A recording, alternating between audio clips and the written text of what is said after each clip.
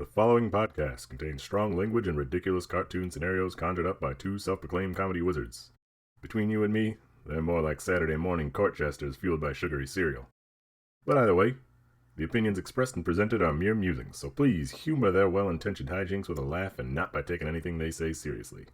Unless, of course, you want to pay them to say something else. Could always use a new pair of shoes.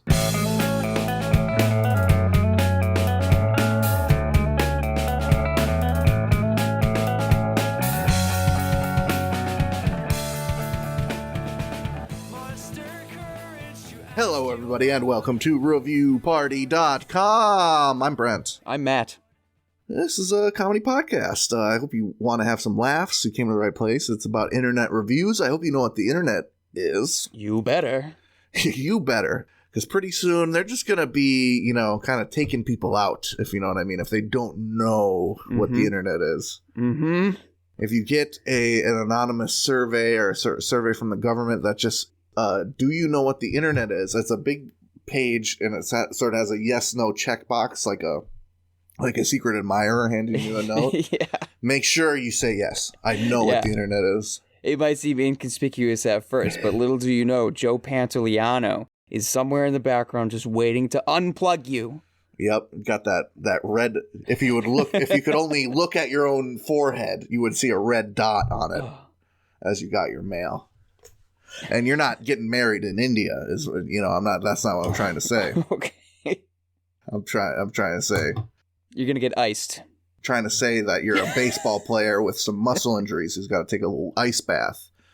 What I'm trying to say is you're going to kick the bucket, and I'm not trying to say that you're a kid from the 1950s playing around in the neighborhood. Saying we're going to take you out. Not talking about the dinner yet. Ooh. But internet. Reviews from the internet. Amazon, Google reviews. They are out there. They're out there. They're uncouth. They're funny. They're ridiculous. They're written by people of varying intelligence. Written by a jury of your peers, as it were. I would love to be reviewed by a jury of my peers. Then I realized that's just That's just court. That's just going to work. Or there's that. That's the less stressful version.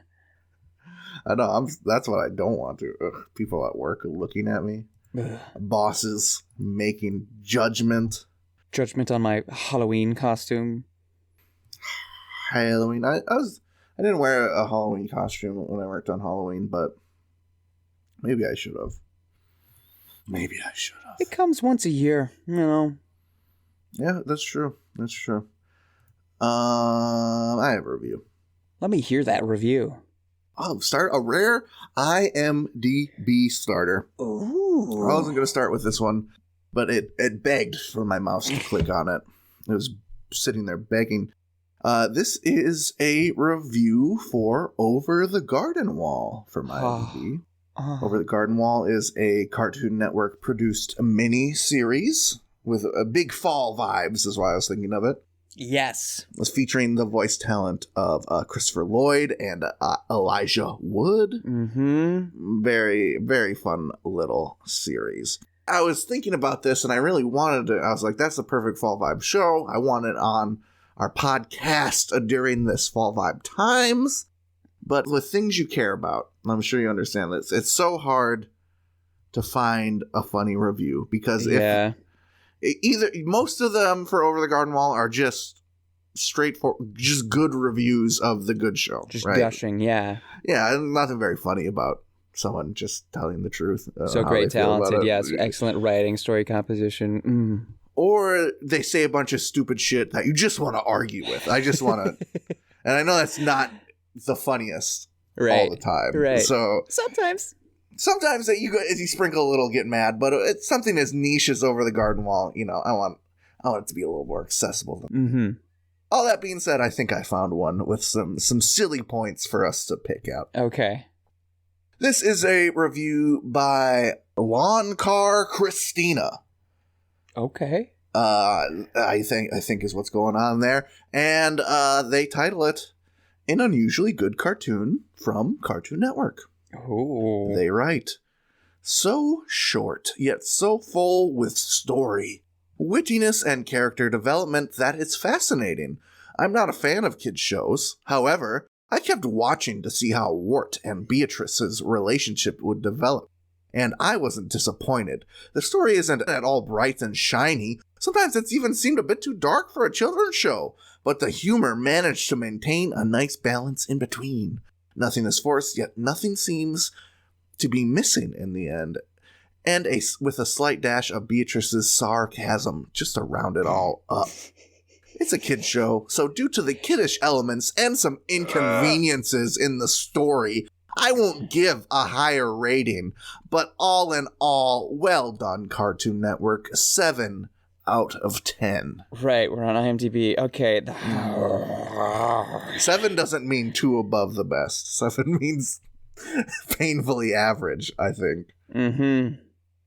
It was just, me as a mature adult who only participates in mature adult things. Oh my goodness.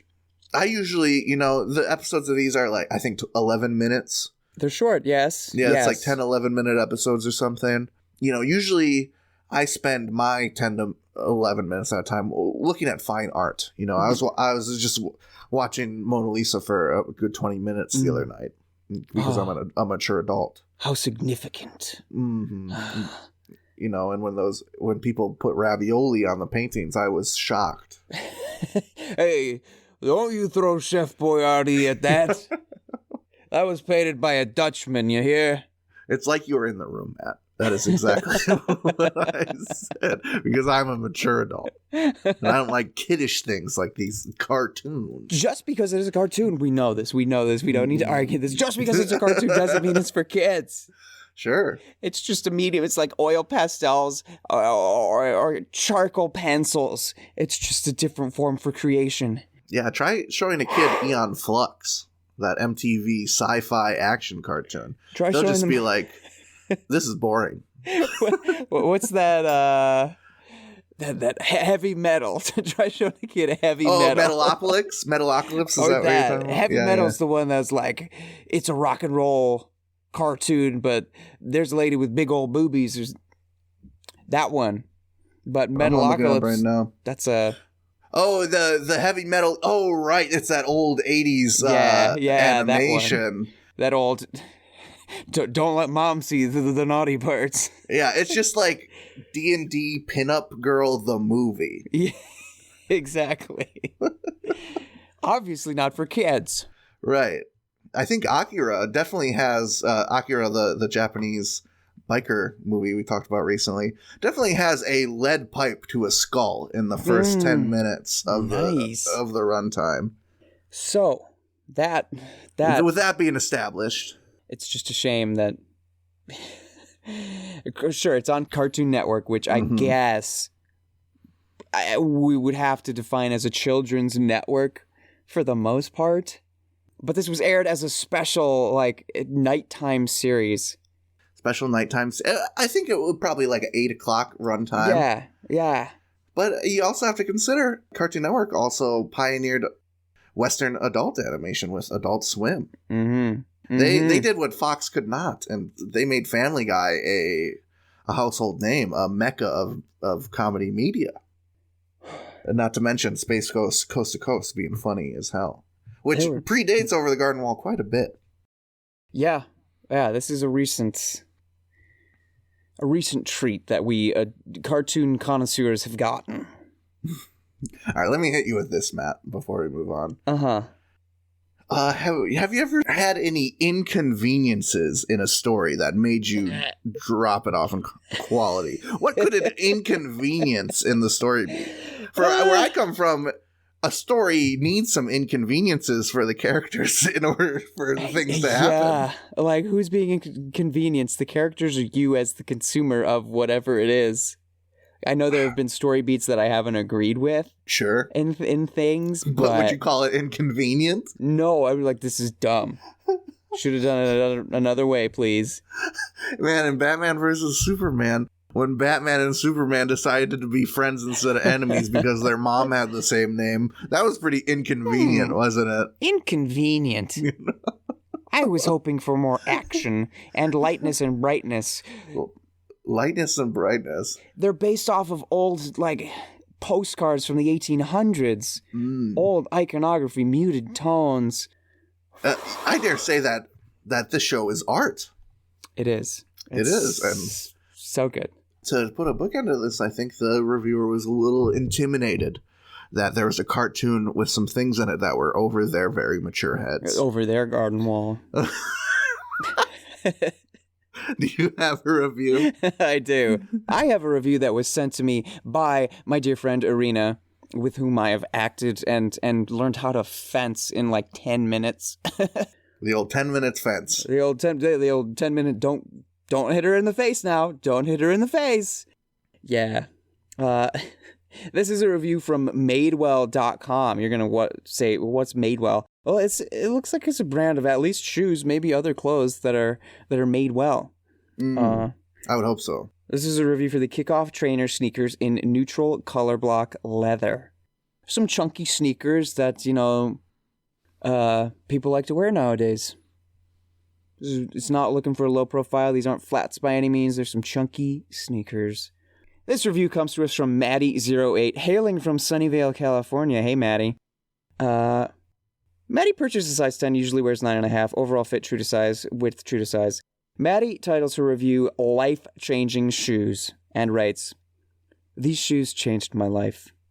Looking back on it all, I guess it was the height difference that initiated the series of events that would permanently alter the way I interacted with the world around me. I put them on and gained 2 inches. People started mistaking me for 5'9" rather than 5'6". Wow. My walk felt different. My walk was different. I felt stylish. I felt understood. I started walking more. I lost the weight. I began buying healthier foods. I gained confidence. Before I knew it, I was shaving 10 minutes off of Google Maps estimates for walking time. I shed my insecurities and became a kinder person. I bought a standing desk. I made new friends. I switched to Chrome and organized my bookmarks. I found that once I knew I could rely on the shoes, I stopped relying on others to make me happy. I achieved self-actualization, and then, I don't mean to be dramatic, I achieved transcendence. In summary, I would lightly recommend them. I'm usually a 9.5, but the 10s fit fine, 5 stars. Tell me, are we assuming that this reviewer has access to irony? Are they being tongue-in-cheek? I would hate to rail against this reviewer if they were goofing. I do believe, I don't have, visual confirmation, but sure. I think the tongue was in the cheek. The tongue was in the cheek at here. time of publication. Okay, there's the tongue was firmly planted within the cheek during typing. That's good. Then that's a very funny review, isn't it? Yeah. I think I honestly just at the end there, in summary, I would lightly recommend them. Yeah, that's the confirmation, isn't it? It's like, hey, these are all right, actually. They're shoes, they fit fine. Yeah, they're fine. They're chunky, they make me taller. Has there ever been a purchase that you've made that you felt affected your life so greatly in this sort of way? I'm trying that I transcended. Yeah, that means you transcend reality at the end of the day. I wish I had something ready to fire. Something that really changed my life. This is just, it probably wouldn't be at the top of the list of life-changing purchases I've made, but this is just the one that came into my mind. So I have a problem with pajama pants, right? Okay. When I wear pajama pants, my knees get too hot. And I don't know if that might sound crazy to some people, but I'm sure there's some people out there that just did the fucking Leonardo DiCaprio. Yeah. Leonardo DiCaprio point at the screen they're thing. feverishly nodding. Yes, they're like, thank God someone else has got hot knees. One time, I saw some pajama pants that were cut as though shorts. They did drape slightly below the knee in a very sort of casual pajama panty sort of way. A cush, a comf. But the draft, close enough that the draft had free access to the Yeah, knees, you and just- while sleeping, just a slight hike to the pants would free the knee for all intents and purposes, leaving the rest of my above knee situation cozy and comfy, while my knees were free to breathe. So that the ripple effect of that purchase, Sure, sleeping yeah. better, less tossing and turning, less knee sweat, really improved my life. If we're going to go for items of clothing, I guess I could go to a recent stage production I was in. It's not even my item of clothing, but sometimes the right piece of clothing can make you feel a certain way. And when you're trying to portray a character or several different characters in one show, different pieces of clothing help you achieve that. And in this case, it was the Lightning Thief musical, Percy Jackson, that one. The one about the children that are Greek god children. Descendants, they are half-bloods, they are demigods. I happen to be playing a full-blood god, two full-blooded gods, actually, Dionysus and Ares. But I want to talk about Ares and how he's supposed to be like a biker baddie. Oh, okay. And so my director got me this black jean jacket, which happened to be a women's black jean jacket. So when I went to put it on over my black tank top, like, this really is small and tiny, but wow, look at how my arms just explode out of it. I mean, I guess this makes me feel really powerful and like a hard ass. And then you touched your ass and confirmed. I confirmed that is hard. A jacket so good it hardens your ass. That's great. I literally had a Nerf foam baseball bat. So like the tight jean jacket, black tank top, black tight jeans, and some like black boot shoes, whatever you want to call them. And I just strutted like an arrogant prick. And I was like, this feels great. I transcended humble Matt and became just the cock of the walk. What I'm getting from that story, my takeaway is bullying would cease across the nation if we just got bullies better clothes. Just got some clothes that fit. Yeah, that's why they're so angry all the time. Their arms are squeezed. Yeah, a perpetual wedge situation may be happening. That would make me grumpy. I would bully some people if I had a wedgie all day or something. Tweak that thing out. Come on. Get this boy some boxer briefs. Quit shoving little Steve into the locker. I have a review that will help us transcend our human form. Oh, boy. As we much like to do. I am bringing back... I'm so glad that this has become a staple. I'm making it a staple on reviewparty.com. It is, that's right, a shifter romance story. We got Boss of the Secret Wolf, small town shifter romance, parenthetical shifter wolves of the Pleasant Valley, and parenthetical Kindle edition. This one's by Serena Meadows. This review on Amazon, as is tradition, I will send Matt a little screen cap of the cover here, and he can describe this lovely shifter romance novel cover for the audience. Oh, so very green. So, what we have on this book cover is a man who seems so absolutely shredded. You can see his back from the front. You can see it from the front. Wait till you see it from the back. He's got such big back muscles. They're like creeping up around him underneath the pecs. Right. It looks obliques. like there's a sort of a second set of titties creeping out behind the titties. Turns out it's just his thick back muscles. Naturally, he is shirtless. He is oiled. He is hairless except for the scruff on his face and his clean, buzzed head. He has a tattoo of a howling wolf on his left pectoral in case you needed the extra indicator that he is a wolf man. Also, there just happens to be a howling white wolf in the background behind him. And then there's just a lot of green fire and some foliage behind him, also very green. Yeah, I'm getting either he's Irish or he smokes a lot of pot. That's sort of the vibe.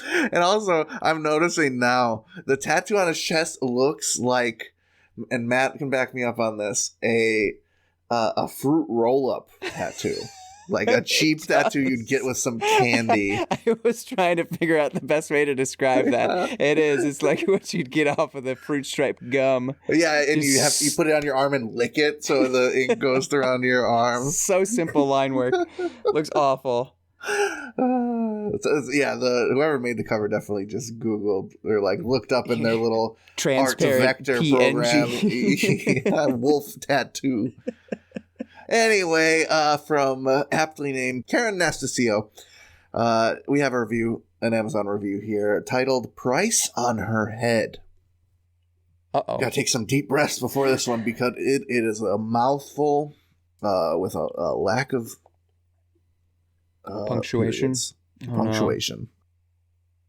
This was a quick and enjoyable book, and I love the main character's banter. Was there real feelings that were between Charlie Montgomery as an investigator, reporter, and learns her uncle passed away, and she has inherited his newspaper, among other things, which has brought her to Pleasant Valley. And when she meets Adam, the acting editor, who she doesn't like, and they get into a huge fight, and he quits, and not long after Barber quits as well. Now she knows what she needs to do, and she goes to Taylor, the lawyer, and tells him to sell everything off, and the townspeople are furious.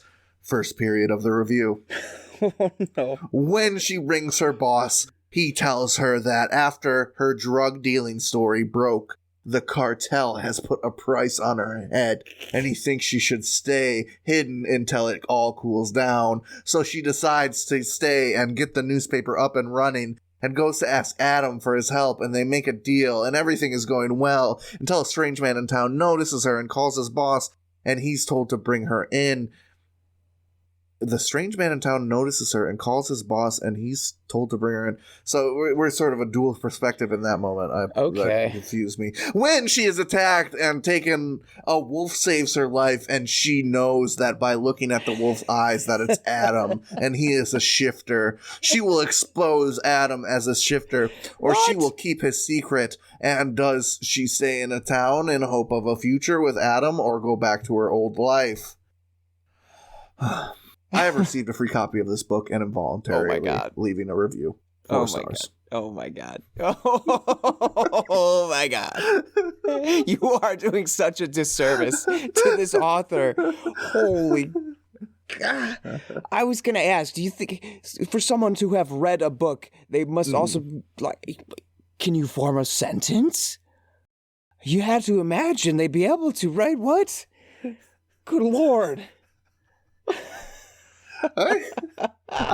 If there's something we could be, I was captivated by those sentences. I was trapped up in the riptide, just being dragged out further and further. The undercurrent of those sentences was definitely drowning me. That is insanity. Oh, but I love that she's like, ooh, a wolf saved me. I know its eyes say, fuck me. That's how she knows. Adam. Oh, he's got those sexy eyes. If I saw a wolf with human eyes, I wouldn't be like, damn, Adam's sexy. I'd be like, what the fuck? Is that fucking monstrosity? Jesus, I'd be so terrified. I think it's a chimera or something, some sort of science experiment. If I saw a wolf and recognize them as an acquaintance's eyes, I'm not studying my acquaintance's eyes that much, and maybe it's just me kind of having a social anxiety a thing where I don't look in people's eyes enough, or even at them when I'm talking to them enough. That's something I'm working on. But even if I did a little more, I would not be like mental note. Okay, Matt's eyes are kind of got a periwinkle hue, and when he's angry, they sort of puff up a little. No, you're a great friend. In college we spent lots of time together.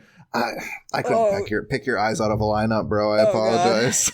It reminds me of, full disclaimer, I'm sending you an image now for a movie that I have not seen. It's a remake of a film that I have seen and adore, titled The Shaggy Dog. In 2006, Tim Allen remade it. I don't know if this is actually from the movie or not, but it's The Shaggy Dog with human eyes. Like, yeah, I know in promo pictures they have Tim Allen's eyes on a dog, but that can't be. I hope that's not real. It is terrifyingly uncanny.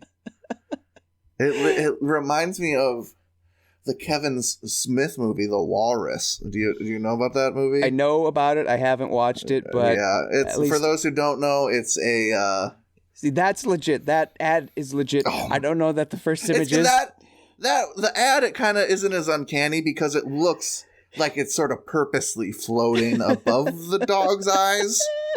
But the previous screenshot looks like a dog with human eyes, and it's awful. Awful. But yes, Tusk. I'm aware of, Tusk, of that's the creepiness. What it's called. Yeah, it's a movie about a podcaster who interviews weird people. He goes to some small town. The interview he had set up fell through. He sees an ad about some weirdo who wants company. He says, "I'll just go interview this weirdo. You know, I'll make lemons." The lemonade or what, vice versa. And the guy captures him and through human experimentation starts to turn him into a walrus. Yeah. And at the end, it's just Jason Long in this walrus bodysuit with sort of a human face. Yep. Which is supposed to look uncanny because it's a dark horror comedy. Yeah. The Shaggy Dog is a movie for children. Raise the Woof this March. I'd be woofing right out of that theater. That's terrifying. Yeah, Buzz, your girlfriend.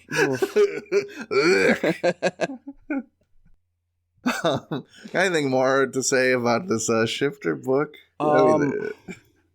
There had to be something else. I don't know. Okay, here's something. Here's a little logic jump.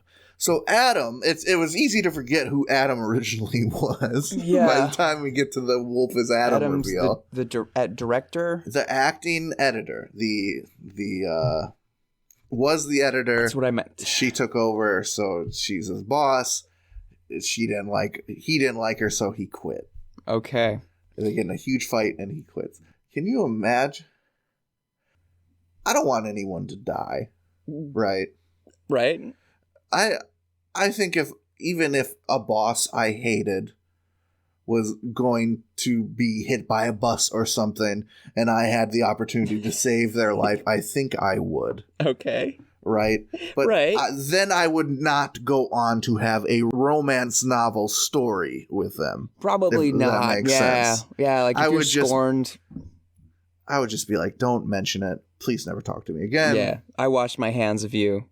I'm gonna wash you right out of my hair. Kind of I deal. hate bosses, and out of bosses, I hated you more than most of them. So please leave me alone. I'm glad you're not dead. Goodbye forever. Your human life has value. Not much to me, but some people. So okay, cool. Thanks. Bye. Yeah, I studied that For Whom the Bell Tolls poem in college. I know that human life is valuable, even if you're a big dumb fucking idiot. We all live in a bubble town. That sort of thing. Yeah, there's like 4 people in this town. One person dies. The economy is just going to be in shambles. Yeah, there's Taylor the lawyer. There's Baker the barber. Or Barber the baker. God. I need to write more. It's NaNoWriMo. I should be creating things better than this. But I am a podcast. Look at that. That's true. You're doing fine, Matt. Who needs to create art when you can create? You can talk to me for an hour. Okay, I think it's break time. It is break time.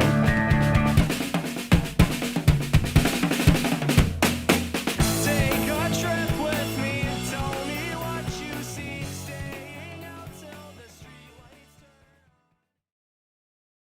Hey everybody, thank you for listening to our lovely little podcast. If you'd like to go above and beyond in supporting our show, or have the most fabulous conversation starter since sliced bread, go to reviewparty.com. Click on shop, and explore some fabulous t-shirt designs.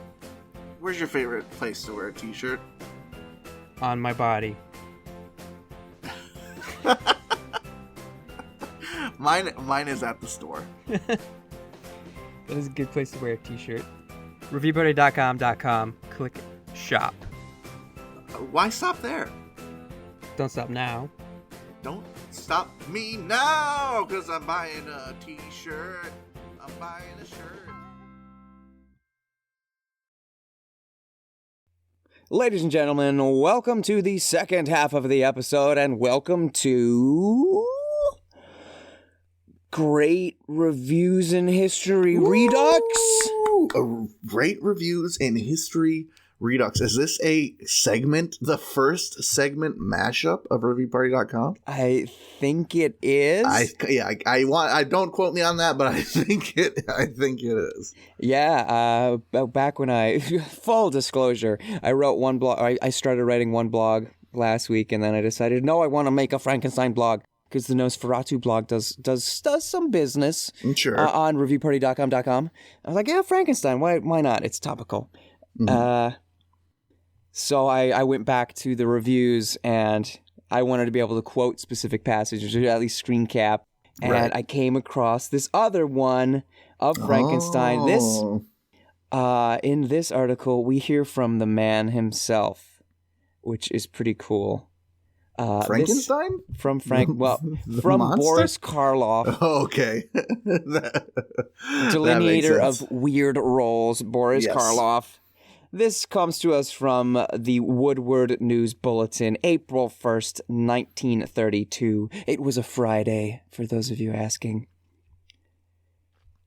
I Heading. wasn't.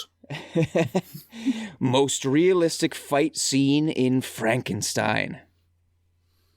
With all of this furor about Frankenstein and his monster, the late Claire Briggs would undoubtedly have drawn one of his celebrated cartoons and entitled it, "What Does a Monster Think About It?" I can't draw a cartoon about it. This seems like an interview column. Unfortunately, the interviewer didn't list their name, but a bit of a jokester. I can't draw a cartoon about it, but at any rate, I had the advantage of an entree to a monster. So I decided to find out what this particular monster did think. Furthermore, the monster's habitation was quite in keeping with the traditions and legends which have been built up about Frankenstein's monster. He was carefully guarded, lest his very appearance take away his allure. Strange as it seems, a tremendous number of people get all excited by murder trials, ghastly accidents, sensational love crimes, and monstrosities of all sorts. This monstrosity was... Things haven't changed, have they? Yeah, I was just going to say, this guy would freak out if he saw the Dahmer documentary and all the controversy over that being celebrating evil True murderers. crime podcasts, all the everything. That's true. How many billion-dollar industries like the crime podcast industry? It's huge. Bizarrely huge. Stinking Law and Order. Ugh. Yeah. Crime porn. Anyway. This monstrosity was to be kept behind closed doors until he could burst upon 10,000 screens all over the United States. His place of incarceration was the innermost makeup room of that same city of make-believe where the Hunchback of Notre Dame had growled. The Phantom of the Opera had sung his fatal role, where Dracula had sunk into his last 500-year-old coffin. I know all of those references. I don't know this last one. And the terrifying claws of the cat, capitalized, had closed around the beautiful neck of the canary, capitalized. Is that, I'm not guessing that, the man. Cat and the Canary must be a movie from the Maybe. 1930s. I know there's like a Japanese movie called The Cat or something, but that's, I think, way after this. Yeah, I don't know. Universal City. As I approached his lair, tightly closed and heavily guarded, the ceremonies of admission offered a moment's pause for speculation. What was the proper etiquette in greeting an unborn monster? Would howdy-do be sufficient? Or would I have to have some charm, lest this inhuman villain spring upon me as I fumbled for the watchword and devour me? But monsters are full of surprises. one of the softest and best bred voices I ever listened to, bade his interviewer enter. Prepared as I was, this terrifying man-made mountain, the grotesque shape, the abnormal features completely submerged the identity of Boris Karloff. He was 7 feet tall. His lips were purplish red, almost black. The head was box-like, the top of it flat, and the hair growing out like the tonsure of a Japanese doll. The eyes were dead. All the flesh that showed was gray-green and blotchy and slashed all over with the surgical stitches and clamps, where he was obviously put together, for Frankenstein's monster was put together, you remember, by the ambitious, goaded, young Dr. Frankenstein, according to the legend and the story by Mary Wollstonecraft Shelley. Here was a human life created by a human being in a scientific laboratory, and Karloff was that creation. One certainly could not ask such a ghastly monstrosity as met my eyes any of the usual questions. As I fumbled for an introduction, the monster again came to the rescue. Continued on page 4. Let me switch to page 4. Okay. Trouble loading that image. Oh, no! You're going to ask me what I think of this fellow I'm playing, he correctly anticipated. Well, the intelligent will be more than simply frightened at his screams and dead eyes. They are going to sympathize with him. Sympathize? I gasped. Yes. There are scenes in this totally unusual Frankenstein that show an ugly little dwarf prodding and torturing this fellow before his scientifically instilled strength came to him fully.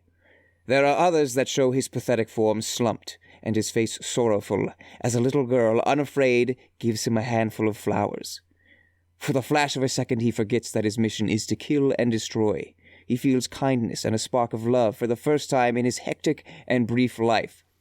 Yes, Mr. Karloff, but our jails are full of desperate criminals who are known to have their fine moments occasionally. Do you seriously think that those kind flashes in your monster justify his wild strangling of doctors, brides, and children? He was asked. That is true of your criminals in your jails, he began. But Frankenstein isn't talking about them. Frankenstein concerns the creation of a man, his scientific creation. Fantastic, perhaps, but it makes you think. As man-made life came to him, he was beaten, tortured, frightened, and he murdered. Yet he might have been reared tenderly, and he might have spent a long, if artificial, life in healing his brother's ills, rather than a short life in destroying those brothers. Think of that. There is a lesson in Frankenstein's monster, he concluded, and motioned to an attendant to cover his face with a large white sheet that his strange contract with Universal required, so that none would know prematurely how he appeared. So, when you view Frankenstein at the Woodward, get out of the way, Racketon, and Monday and Tuesday of next week, remember that its monster conceals the form of a brilliant Englishman, Boris Karloff, graduate of King's College and one of the capable minds of stage, screen, and literary circles. End of article. This, man, they had that interview like the book ain't been out for years and years and years. That interview, like before that interview. Yeah, old Boris there's just like, my dude. He's like, dude, the whole movie's about how you're supposed to be sympathetic to the monster. Ain't you know you're supposed to sympathize? Ain't you know you're supposed to think that this guy has got dealt a bad hand here? Like, when you see him recoil in fear from fire that is prodded at his face? By an angry mob. By a hunchback assistant, and then, yes, by an angry mob? Yeah, I think, if an angry mob, if a whole town was just taking time out of their weekend to grab torches and pitchforks and give me a hard time, I might strangle a couple, 2-3 of them. I might be a little stressed out. I might be a little stressed out. I did actually just watch Old Frankie for the first time this past week. Yeah, what'd you think? It holds up pretty well. There are some hokey moments, but and it's quick. It's like 70 minutes or so, if that. And for the most part, it moves quickly. It doesn't bother with with a whole lot of setting the scene. It's Sure. like, it starts with a funeral, and Doc Frank and little are there, just like, are they done yet? We got a body to steal. It's not They're like peeking around the bushes. What's going on here? Literally, they steal it. They dig up a body, and then they're walking home. They're like, "Oh, there's a hanging body there. Check that one out too." And 5 minutes in, they're already stealing the brain. It's like, oh my god, they're going for They're it. already on the brain. They're going. There's no, ham. hey, do we need a brain boss? They were there. It's like, you go over to the university, steal that brain. Make sure it's the good one, not the bad one. You drop the bad, you drop the good one. So it's the bad one. Oopsies. I am looking at some the old Google images of Boris Karloff's Frankie, and those practical effects be looking good. One of the things that scared me the most, honestly, towards the end, where the monster, they're trying to track him down, and Doc Frank has found him in the mountains. Sorry, spoiler alert for a almost 100-year-old movie. But the monster pushes him back when he has a torch, and like the actor lands with the torch under his legs. It's a lit torch, and he's just like, Sure. "Oh, let me lift my leg a little bit." Like, oh, dude, you're gonna get scalded. They are acting. They're in the moment. The method. Don't knock the method, bro. They should have gave Frankie a better barber. Really, those Yeah, the bangs, hair. the bangs, bro. I am a noted bang skeptic. Man bang. I'm not big on the man bangs. Man bangs for sure. You gotta have a special kind of face to pull that off. Girl bangs. I can get behind 9 times. Girl out of bangs 10. sometimes. You gotta convince me. Yeah, you're not there right away, are you? I want to know what the other options could be. Maybe that's selfish of me. Like, oh, maybe a French, maybe a little flip, maybe. Oh, You wanna put this hypothetical new friend with bangs in a sort of Sims dress up situation. That's better. I was thinking of what's the name? Woolly Willy with the little magnet. Let's see what you look like if we do that. Oh yeah, little emo bangs. Yes. But Sims character creator is probably a bit more modern. We're all about modern here, talking about this 100-year-old Boris movie. Karloff. But I thought it was cool to hear from the actor himself. Be like, dude, people are gonna like Frank. The smart Right. ones, literally, the intelligent will be more than frightened. They're gonna sympathize. Right. They're gonna be scared of him, and also, that's the whole point of the movie. The beginning, you're scared of this monster, and these days, how many people watch horror movies for the villain? Who are really Chucky? People don't It's give a true. shit about that. The people are rooting for Chucky to stab some motherfuckers. Killed those people. And I'm pretty sure the new TV series, he's quite literally like an anti-hero in it. Ooh. An anti-hero who murders, arguably sure. innocent people, but an anti-hero all the same.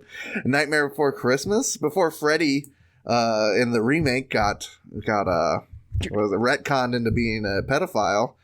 He was just he was a dude who was making funny jokes with Johnny Depp. Nightmare on Elm Street, but What did I say? Nightmare Before Christmas. Nightmare Before Christmas. Although everyone loves Jack is kind of an anti-hero. Hey, I would say if Frankenstein wasn't a sympathetic monster, we couldn't have Jack Skellington. No, and we would be poorer for it. Exactly. We couldn't have an entire village of relatable monsters to enjoy. Jack's kind of selfish. He's aloof and distant. Yeah, he's kind of a He's a kidnapper. Sandy Claus. But we love him. Yeah, he's definitely a hothead. Not a hothead. He's a little full of himself. But he's the freaking president of Halloween. He's got a hot zombie girlfriend. He's got a lot going for him. Mm-hmm. Well, well, man, look at the time. we are really gabbing this episode. Yeah. Luckily, I do have a short one. Yes, Go for it. Quite a short one. Keeping with the fall theme here. I got some review for some chili starter. That's right, from Amazon, Frontier All Natural Texas Chili Starter, 24-ounce pack of 6. What? So you put this at the bottom of a big old pot. You put water on it, and your chili is started. All right. Do you not know what chili starter is? I mean, I've heard of like sourdough starter. It's like a seasoning pack. Okay, sure. For Season chili. All right. It's like a pre-broth. Like your taco spice mix. Okay. Yeah, but for soup. Cool. Next time you go to the grocery store, you're going to see them, and you're going to see them like, oh, Jesus. There's an entire Right section for these that I've never seen. But yeah, this was written by Carl J. Artman. Carl. And Carl titles it Shh. Excellent chili. Guests always love it and ask for the recipe. I hide the empty jars of Frontera all-natural Texas chili starter under the other items in the recycling bin and tell them it's my secret recipe handed down from generation after generation. 5 stars. Carl. You slick dog. You're a little paranoid, Carl. I would be almost ashamed. Yeah, I mean, I feel like I've been insulting my ancestors, saying that this was a secret recipe. yeah, you're gonna cause some infighting with the undead. Like, well, you give Carl a recipe? I don't know about any recipe. What's he talking about? I don't even like chili. They're rolling in their graves, Carl. And it's not like Carl, the chili's just getting started with this little product here, right? It's not like you're not doing work. You're cooking for your friends. Mm-hmm. And you gotta brown the meat. I'm sure You there's have to do a lot. a lot of vegetables and beans added. The choice of noodle or no noodle. I think Texas chili is noodleless. Oh, okay, good. Oh, good me. You taste, you add some salt. You taste, you add some salt. Mm-hmm. You're putting in work. Is someone going to turn up their nose? Oh, what a wonderful pie. Wait a minute. Look in your recycling bin. I see a Pillsbury pre-made pie dough. Yeah, who are these guests that are keeping a close eye on the recycle bin to make sure that no recipes were lied about? This was a great bottle of wine, Carl. Let me put it in your recycling. And Carl's just like white knuckle on his thighs. Oh, no. Oh, no. Or he would be if he didn't hide it at the bottom like an insane person. Like a weird little raccoon. Playing fucking reverse Tetris with these chili starter jars. Oh, boy. What a life they're leading. Share it with them, Carl. Yeah, just tell them that it's Frontera chili starter. You can do it yourself. They'll love you for that. Maybe Carl's afraid. This is the only thing I have. This is the only reason they come out. The friends won't keep calling if it's not for the chili. Why would they? I have nothing to offer if not chili. Carl, I'm sure you're a wonderful person who... Carl has nothing to do for months out of the year, but when chili season comes up... the phone starts jingling off the hook. It's big Carl time. Big Carl time. Carl, I'm making sure Carl's a multifaceted man. He's got 10 reviews. I'm making sure they're not all for chili related products. Got some dog products reviews. Ooh, wow. A turntable, a vinyl turntable review. Okay. Likes vinyl. Cool guy. Speed bag review. He boxes. Foo Fighters' greatest hits. Nuff said. It's the Foo Fighters. It's their greatest hits. Drop the mic 5 stars. Carl, you're a total catch. Carl, we love you. Hold on. All right, we're gonna end. Before we go into plugs, I'm gonna read his review for the Big Daddy, which is the shortest Amazon product name ever. The Big Daddy is one of those what would you call it? Those small rockets. I think of it as like a science experiment rocket. Okay, yes. Yeah, it's like a rocket. It's got the parachute in there.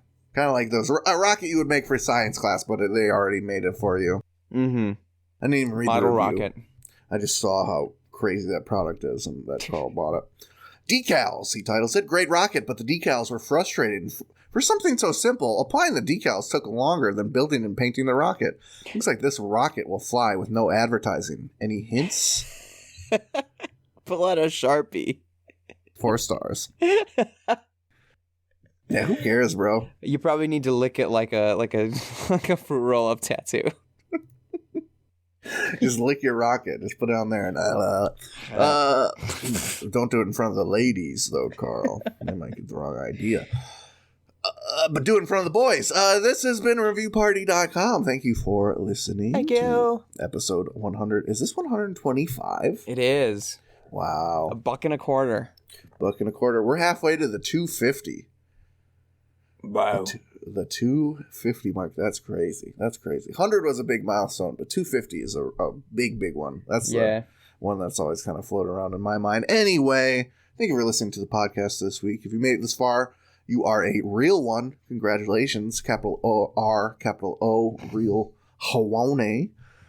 We got new episodes of this bad boy, if you didn't know, every Tuesday morning. That's right. Hashtag Tuesday Reviews Day. Isn't that cute? If you'd like to send us an absurd review for us to make some funnies over, please send an email with a hyperlink to the review to reviewparty.com at gmail.com. Include your name so we can throw you some credit for it. Just like Arena. Thank you, Arena. Thank you, Arena. Yeah, I mean, you want to reach out to us? You want to reach out to us on the sly? You can do that on the social media at reviewparty.com on Instagram and TikTok. We're at reviewpartypod on Twitter. You can send us anything. I don't care what it is. Send us something stupid. I don't care. I care about you, not your chili. Carl needed to hear that really bad. That was just for you, Carl. And hey, if you maybe need some you time, that's fine. We understand. You can go to reviewparty.com, lose yourself there for a few hours. There's a lot of stuff. There's all the episodes. There's all the blogs. There's all the listening platforms in case you want to like switch it up every single week. And there's the shop. Lose yourself there. Why don't you? And hey, make sure you follow, subscribe, favorite, whatever the heck the button is under our podcast name, wherever you listen to it. Click that button and then leave a review. Reviews on iTunes are especially helpful. Reviews on iTunes really juice the algorithm, and if you leave a 5-star review and it's funny and or wholesome, we will read it on the show. Podchaser is also a good place to go leave a review, fix our little busted average over on Podchaser. iTunes is still looking good, baby. Yeah, man. And if you want something that sounds good while you're looking at stuff that looks good, why don't you listen to Nosebleeds? You've heard their jam, Bread for Breakfast, throughout the episode. They were kind enough to let us use it for our theme song. And you can find more great tunes just like it on Spotify. Search Nosebleeds, one word. It doesn't take Frankenstein to use a dictionary or something. There's a Frankenstein dumb people joke somewhere in there. Mm-hmm. This is a Amazon review for the album For Emma, Forever Ago by Bon Iver. One of my favorite indie albums. Fall vibes is why I'm bringing it. This review was written by Sean D. Kennedy. They title it Hauntingly Beautiful. They write, a decade on and this album still holds up. ... Wounds feel fresh. Oh, Great album. 5 stars. I get that stuff checked out, Sean.